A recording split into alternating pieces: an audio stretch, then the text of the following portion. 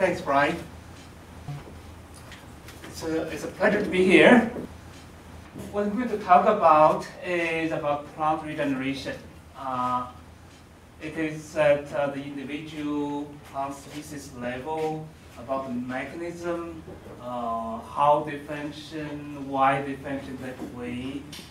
Many of you are at operation scale, probably don't care this much detail.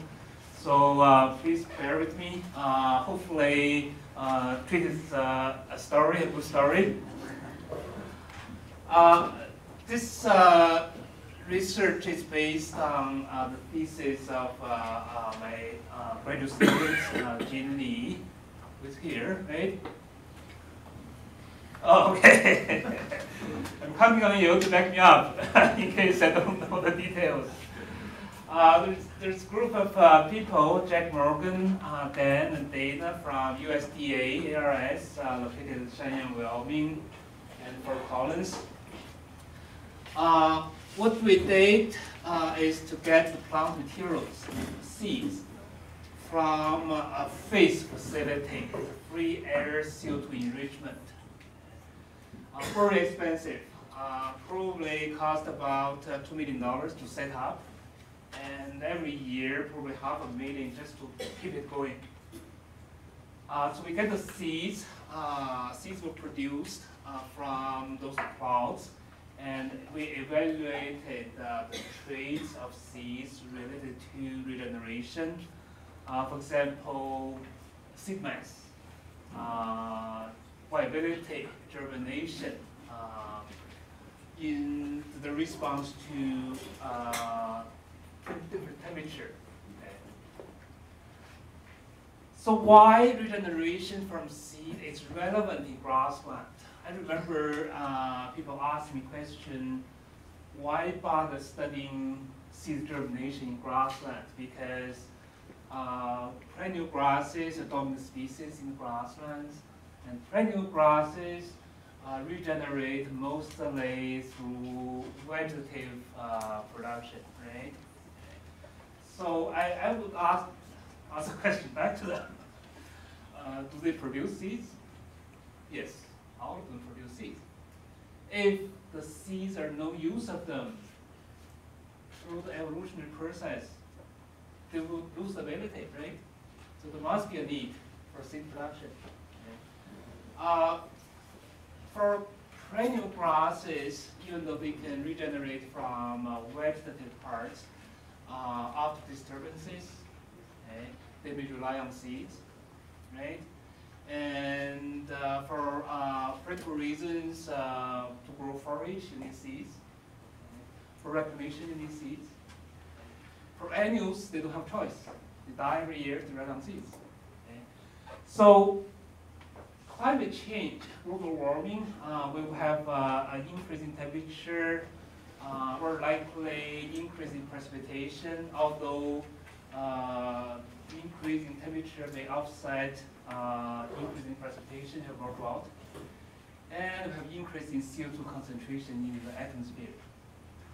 So for plants, for seeds, those conditions are parental conditions. Okay. Plants produce seeds under those conditions.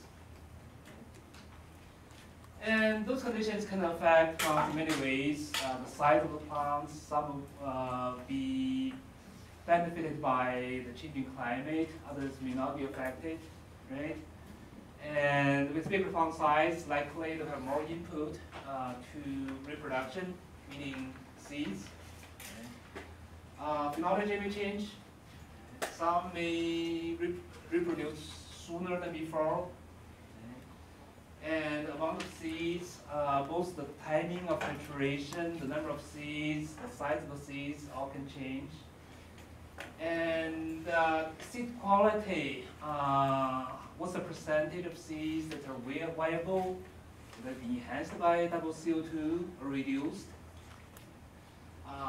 Will they have less dormancy or more dormancy? We know dormancy is important, right? It's a mechanism to prevent premature germination. If they lose a bit of this ability, we're in trouble. Okay. So a lot of unknown. And this is the first study using the free air CO2 facility, the FACE. And if seed quality is affected somehow in any way, more likely it will contribute to seeding emergence, recruitment, population dynamics, community composition, distribution of species, vegetation, right? And we're concerned about how vegetation will change under global change scenarios. And also about adaptation. Adaptation seems to be very remote. Okay? Basically, it is the ability for plants to achieve fitness by successful reproduction. So how those conditions can affect adaptation, right? I have an example not related to grassland species. This is actually black spruce from the boreal forest. Complex figure, don't worry about the details. Too complex, actually. But I have several variables related to climate. Okay? And I have a longitude, altitude, latitude. Those are the geographic attributes.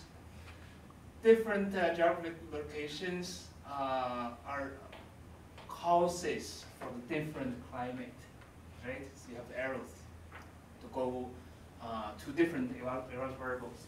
And eventually, we want to know the percentage of variance that can be explained by climate, long-term climate, not weather. Okay, and you can see here we have an R square of 34%. Okay. To n that be very low, because to predict by productivity, you need at least for 60, 70, 90%. Here we have 34%. We're pretty happy. We don't care. We don't care how much, because we want to extract the amount of variance that can be explained by climate, which indicates adaptation to climate. In this case, 34%. We know there's so many other variables: disturbances, site history, soil conditions, all other things. We put it together. That's the remaining 66. So, in a way, there is a way to determine adaptation, in this case to climate. For grassland species, adaptation, annual species changes will happen really fast, right?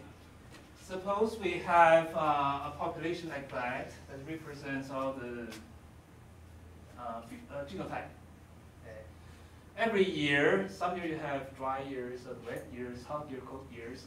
So a portion of that will get expressed. Okay. We produce seeds. Seeds get into the subseed bank. Next year, you may have a different condition. You produce seeds. And over time, you may still end up a population like that. And that's fine. But with continuous increase in temperature, you're pushing the pressure, selective pressures in one direction, okay, right? Also CO2 continue to increase. So you have, well, this part of the population got expressed this year. Next year, the same thing. And eventually, you will end up, only a small portion, this one direction. And through the process of reproduction, you have genetic change in the population. So in a way, that's adaptation, right? So for regeneration from seeds, it is urgently needed for modeling vegetation dynamics. There have been a lot of models of vegetation change, okay, based on different scenarios. Most of those are based on the tolerance range of individual species and interactions among species at a mature stage. But to incorporate regeneration state into it, We just don't have enough information. So that's one of the main reasons we started this project. So this is a CO2 enrichment facility. It's phase. And when Jack, his group started the project, they gave a different name, heating and CO2 enrichment. It's located in Shenyang, Wyoming, actually inside of the ARS research station. Here is the tank, a huge CO2 tank. And imagine that there are probably, let's see, that's 30 plots, like that. CO2 is injected through holes on this cylinder pipe into the center. At the center, here, it's not very clear. At the center is the sensor to measure the CO2 concentration. If the level is reached, it stopped. Otherwise, it will tell it continue to inject. It's a feedback system. If the wind is strong, it will inject, blow away, and it continuously. So even just for the CO2 itself, costs a lot every year. So the plot itself is a circular with a diameter about 4 meters. Sorry, 3.7. You can see the outside, that's the pipe for CO2 injection. And the plot is divided into two parts. One part is to study the native grassland, many sampling areas, and the other part is for invasive species. There's a young scientist, Dana. He is interested in the interaction between native and invasive species, the interaction between them. And he published one paper in Science a few years ago. And some of the areas are seeded with pears, others just leave that as they are. And there are other group of people looking at greenhouse gas emission, soil microbes, hydrology, insects, the whole system. So Jack and his group started the CO2 study about 15 years ago. They started with open-top chambers, but then open-top chambers, you have the walls, some other effects. So phase free-air CO2 enrichment, that's the new standard. But very expensive to maintain and operate. I tried really hard to convince him to collect seeds for me, which is hard sell because removing the seeds from the system in a way is destructive. And for this type of facility, you want to minimize any destructive samplings. But eventually, he was convinced because they observed one thing. Looks like Staphylococcus recruitment was increased. They don't know why. So I convinced them that we have a very unique way to evaluate germination using thermal models to model germination, and we can quantify the response of seeds to temperature and other environmental factors. So for the field facility, ambient CO2, this was 375, elevated is about 600. Some researchers prefer double CO2, but then to maintain double CO2 in a free air CO2 enrichment setting is difficult. They're also heating using infrared, daytime 1.5 degree higher, nighttime 3 degrees higher. And they also have had 2 irrigation treatments. What they found was CO2 enrichment in a way, well, enhanced water use efficiency in these 3 plants. So in a way similar to irrigation. So they add irrigation in the combination. One is shallow, very small amount, frequent, many times. Or deep irrigation, just twice, one early, one late at the season. So we started getting seeds from them from 2007. We have tested 2007, 2008, 2009. We have the seeds of 2010 and 2011, haven't tested yet, and we're going to get the seeds this year. If you look at the species, Blue Brahma, we all know that's C4, perennial native. Western wheatgrass, dream grass, needle thread. And so those four are perennial native grasses. And there's one C4, all the others are C3. We know the CO2 enrichment would have different impact on C0, C4, right? Based on their photosynthesis. And some of those used out means they were collected from outside of the plot. We want to have the baseline about each species. So we get the seeds from outside of plots. The advantage is you have a lot of plants to collect seeds from. Inside the plots, very small area. Some years they produce seeds, other years they don't. Very challenging. And also have many forms. Okay? Some are annual, Russian Thistles, that's exotic species, annual. Okay? Goose feet, that's native, annual.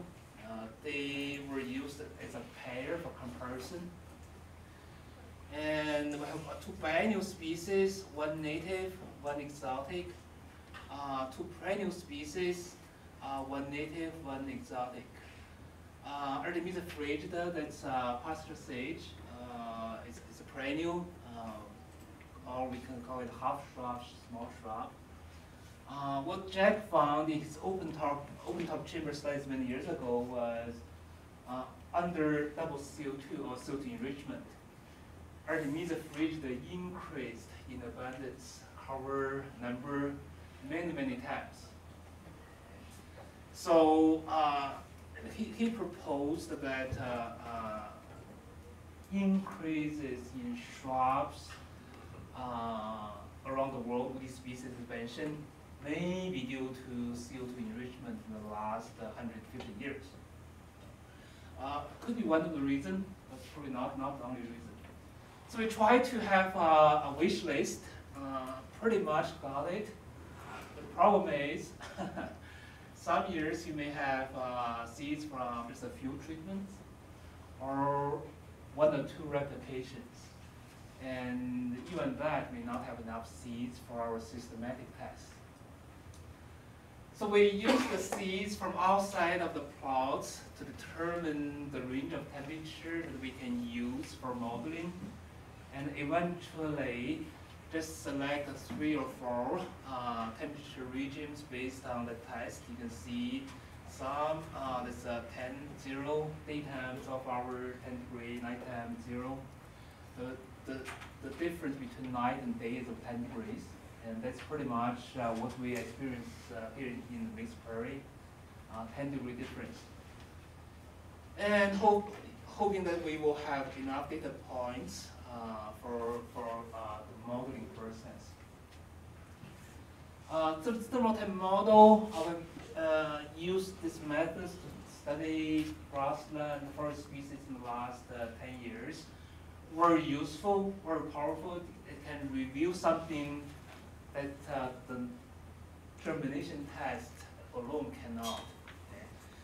Here's an example. We had a study together with Darcy Henderson. Darcy? Okay. That's an endangered species. Okay. It's a tiny cryptanthe. Endangered annual species can only be found in the sand dunes in small areas of Alberta, Saskatchewan. And why it is endangered, how to protect it. What we found is here is a very interesting number. You see this minus 3.9 degree. What that is that's the minimum temperature for germination to occur. You would wonder at below 0 degree, water is frozen. How can the seed use the water, right? Actually, not all the water freezes at below 0. You can have water solutions below 0, so plants can actually use them. Another species we found had this mechanism that's winter fat. Small shrub in our grassland, ice forage, and we actually bought a low temperature cooling water bath.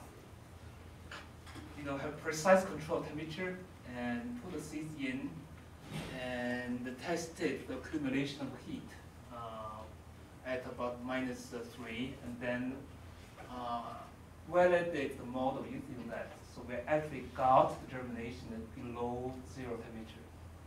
So this model can be very useful, can really identify mechanism in seed germination. So for the baseline species, okay. Baseline, that's the seeds collected from outside of the plants. Well, each of them will have a range of temperature for germination, and some of them, let's say in this case, western wheatgrass, at temperatures 2010 to 3020, we got over 50%, 60% germination. With lower temperatures, for example, 10.0, 15.5, germination is reduced, meaning they have adaptation to intermediate to higher temperature for germination. If temperature increases, they will get benefited. Blue grama germination is very high for all the range from 10.0 to 35.25, over 70%, very high. So temperature increase by a few degrees probably won't have much effect on the germination. Okay. So different species have different responses. Here's the base temperature. Okay. The minimum temperature that the seeds can accumulate heat for germination. You can see we have a range from just a little higher than 0 degree to as high as 5 degree, and higher than that. Blue Brahma, the C4 perennial grass, doesn't necessarily have a higher base temperature than other perennials. June grass is a pretty low base temperature, meaning they can start accumulate heat at a low temperature, give them advantage in spring. Okay. Seed mass, those are the different treatments. The capital C, that's for C is for CO2, capital is for enrichment, the lowercase, that's the ambient CO2, capital T, that's for heating, and the lowercase t, that's for ambient temperature, and have D, the deep irrigation, S, that's for shallow irrigation, the small ct, that's the control, the real control. For most of the species, seed mass didn't change very much, which is not surprising, because among all the organs of plants, seed mass is a relatively stable trait. The plants will change everything else before they change seed mass. But we do have one situation, that's the gumweed. You can see CO2 enrichment, heating. The seed mass is about 1 milligram per seed. If you look at the control, heating plus CO2 enrichment doubled the mass of the seed, individual seed. That's an annual species, so potentially that can have an impact. So similarly, we evaluated many parameters for field percentage. You can produce a lot of seeds with if both of them are empty. It doesn't mean anything, right? So let's use for parameter. Viability is important. You can have field seeds, but they cannot germinate. Okay? They don't have the viability to germinate. That's a parameter. Germination ability at different temperatures is affected by different treatments. Here is, for example, needle thread stem pomata. We have a significant temperature effect. Relatively lower temperature, 15.5. Germination percentage is lower than temperature of 20, 10, 25, 15. Also, for treatment, the red, hard to see. The red color means a statistically significant difference. For example, blue grama, we have heating, CO2 enrichment, or the combination of those two, higher germination than control or irrigation. Shallow irrigation actually reduced the germination ability of seeds produced under those environment. So a lot of interesting things, and some of those can be related to population dynamics, community compositions. For example, Jack's group published a paper based on open top chamber. They found Stevacomata showed improved seed recruitment under CO2 enrichment. Okay. And our data actually supported that, showing that the ability to germinate can be enhanced by CO2 enrichment. And for blue grama, some treatment effect, but usually 10, 20, 30%. Not like Stevacomata, that's 100%. Okay. So they argue blue grama, C4 plants, well adapted to high temperature. Even higher CO2 doesn't do very much for them. I will skip that. Skip that as well. We do have base temperature for most of the treatments, but unfortunately, most of them are not significant.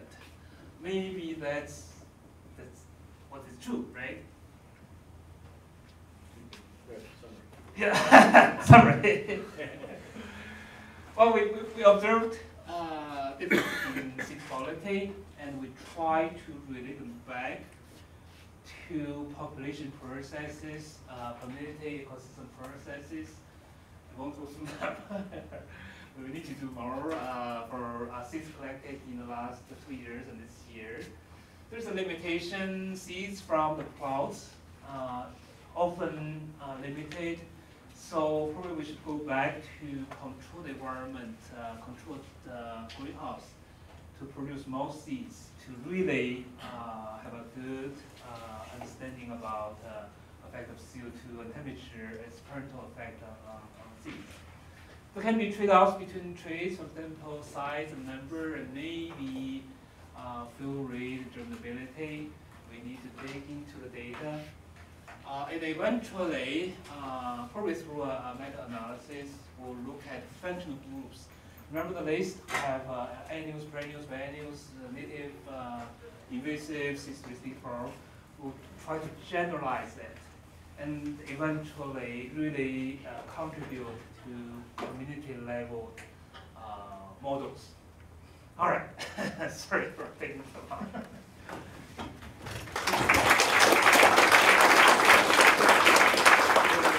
One burning question right again.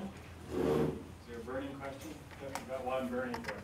Have you investigated the possibility of clinal or ecotypic variation within species in these kinds of? Great question. Because that's a relatively small area, one site, we would assume no ecotypic variation. For the example I showed for black bears, that's from over 300 ecotypes across the Canadian boreal forest. In that way, each population likely to be an ecotype, and they have specific adaptation to the environment. That's how we extract, the amount of variance explained about adaptation to climate.